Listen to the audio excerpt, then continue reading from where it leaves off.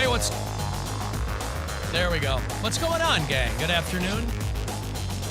Hi there, greetings, salutations, high fives, fist bumps all the way around. My name is Alan Cox. Thanks for being here. Appreciate it. Say hi to Bill Squire. He's right there. Hey, creepy hoods. Mary Santora is in Midtown Manhattan. What up?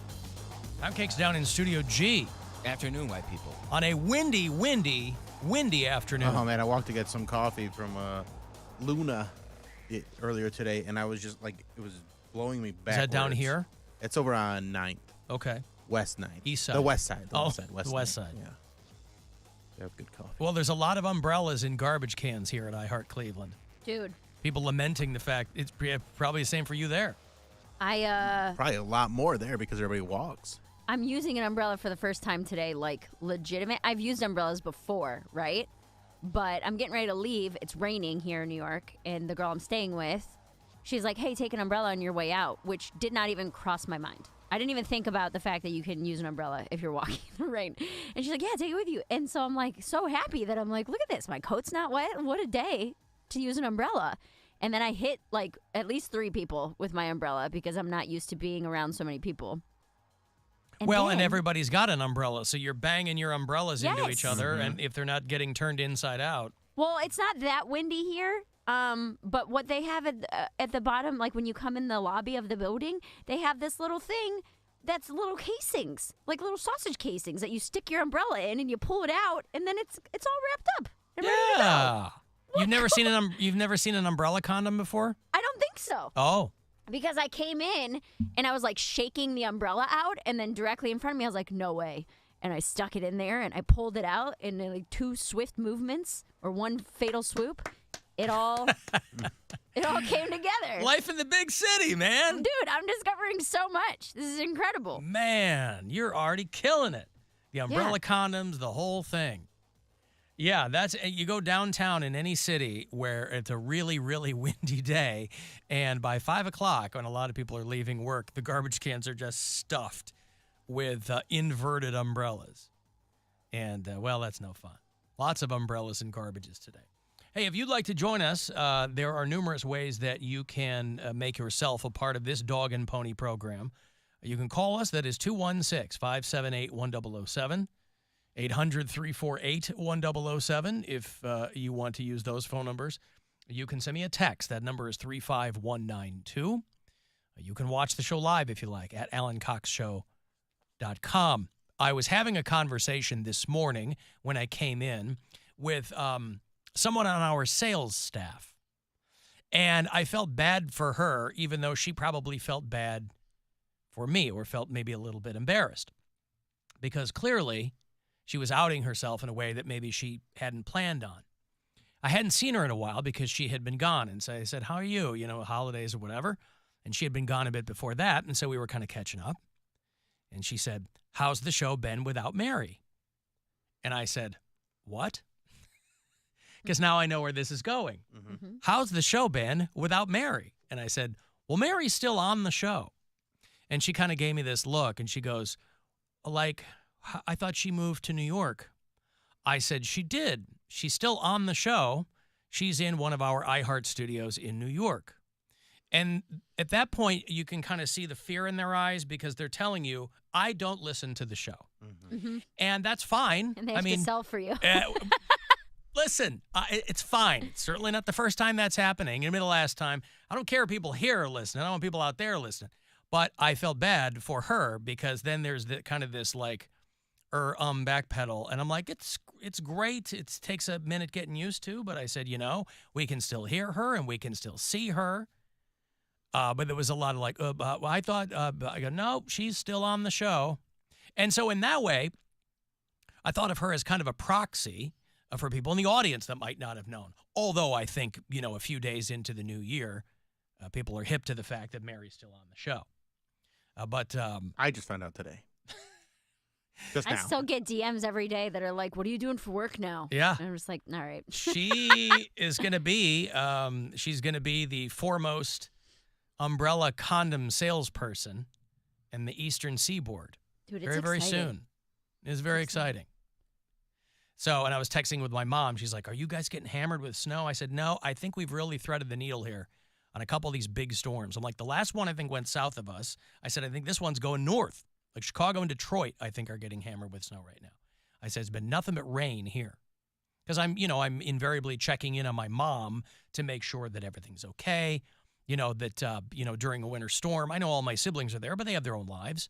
And I want to make sure that, people are checking on her. And, of course, she's not 90. She can do things for herself. But, when there's a storm, in the event she has to hunker down with her chihuahua, I want to make sure that they've got all of the essentials, that she has enough dry beans in the basement. Everything I read, you're supposed to have milk, a bunch of dry beans. Not milk. Nope, nothing that you need to keep refrigerated. But you want to have. You're supposed to have dry. Your parents know they're preppers. I know. You got dry beans. I bet you grew up with a basement full of dry beans. Oh, we had so much. We had beans and rice and all sorts of always unperishables. Yeah, we had all that crap. Canned tuna, flour.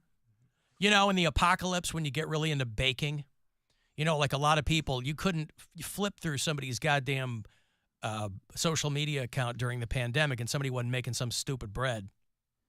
And that's the way it's going to be during the apocalypse. All these people with flour in their basement, they're going to get way into bread. That's going to become the new currency. People think it's gold. Bread and food, yeah. Yeah. It's not going to be gold because the Mm-hmm. economy will have collapsed. Gold will be worth nothing. What are you going to do with gold? You can't use gold I for don't care what Glenn Beck is telling you. Gold isn't going to be worth anything. People think it's an inherent store of value. Gold has always been worth something. Not in a post-apocalyptic barter sense, it's not. It's going to be good for food. It's going to be good for beating people over the head with. Ammunition. And that's a soft alloy. But you're still going to feel it, boy. Bring back dowries. Things like that. I would like to trade you my daughter for this horse.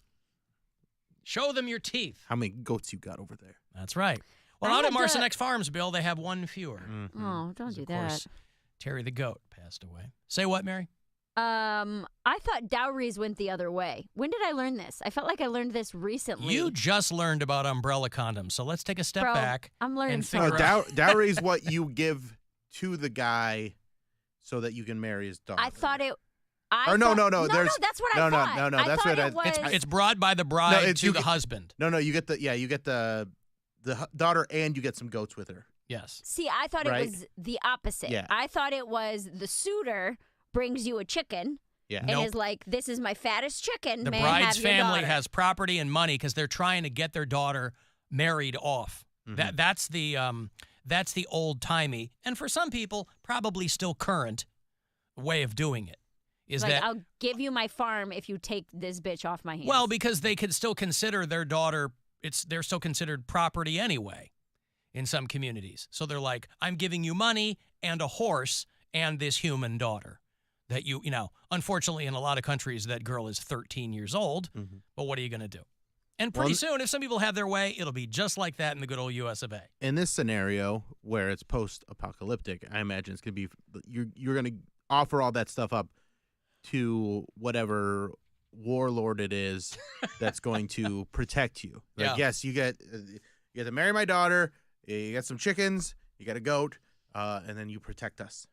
Do you get to go right to warlord? Do you have to work your way up? you gotta work your Do way you start up. as a skirmish lord? And then No. kind of Like a battle battle toad, a skirmish lord, or can you like anybody who gets naked now calls themselves a porn star, even though that's not really a thing anymore. You're just naked on camera. Could you go right to warlord, or do you have to work your way up? I Well, I think think- you have to work your way up. I think so I too. don't think you're warlord in the post-apocalyptic scenario because what do they call Immortan Joe? Like he wasn't a warlord. He was in just like in Fury Road. Fury Road. He Yeah. was more of a. I don't know. What was he? I don't know what you'd call him. Okay. He's more like it's more dictator-esque.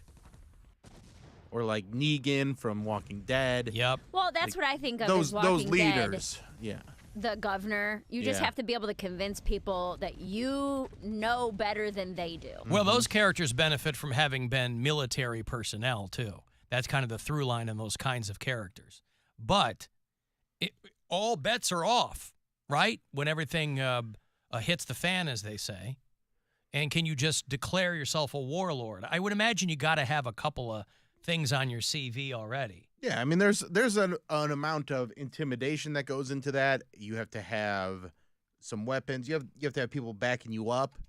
You have to probably establish yourself as the person that can take charge. So you probably have to kill somebody in front of other people. I see. So that they know not to mess with you. So good leadership skills per your LinkedIn profile aren't enough to make you a warlord. Yeah, I mean, if you can't All right. access the internet, then what?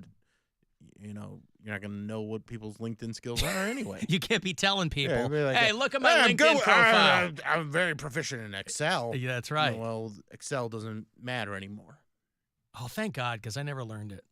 I had a friend who's a writer out here. He sent me like a link to a gig for CBS where he was like, hey, fill this out, if you want to do it. But it was like essentially their social media management. Right. It was like $150,000 a year for this job. Yeah. But it was like you must be proficient in all of these things, like, YouTube and this and that and algorithms and blah, blah, blah, blah.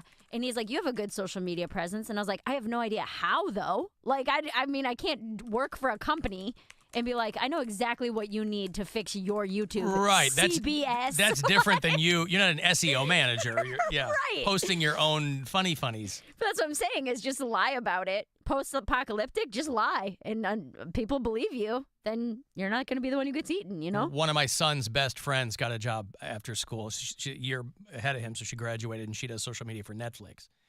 And it's like all the stuff, all the grenades you got to stay out of the way of. And, it's got to be very, very specifically targeted. And everybody thinks that, like, if you're doing company social media, you're just out there kind of clapping back freeballing or it. goofing around. Like Yeah, but everybody's it's going to like- be Wendy's. And it's like, that ain't it at all. Well, even there's social media accounts in Cleveland that I'm friends with, and they always say, hey, if you have anything stand-up wise, Cleveland, send it my way. And I will, and they'll be like, this one's a little too edgy, this one's a little too dark, and I get it, because they're trying to keep things on a certain level, and they don't want to go to the places that I go, because, I'm not woke at all. He's not woke at all. That's right. He's out there, big hit on the Christian comedy circuit. Bill Squire. Once you see his things, get out there. Squire's amazing. One of the funniest guys ever. He's not woke at all. I've got a break here. If you want to send a text, 35192 to get me there. AlanCoxShow.com.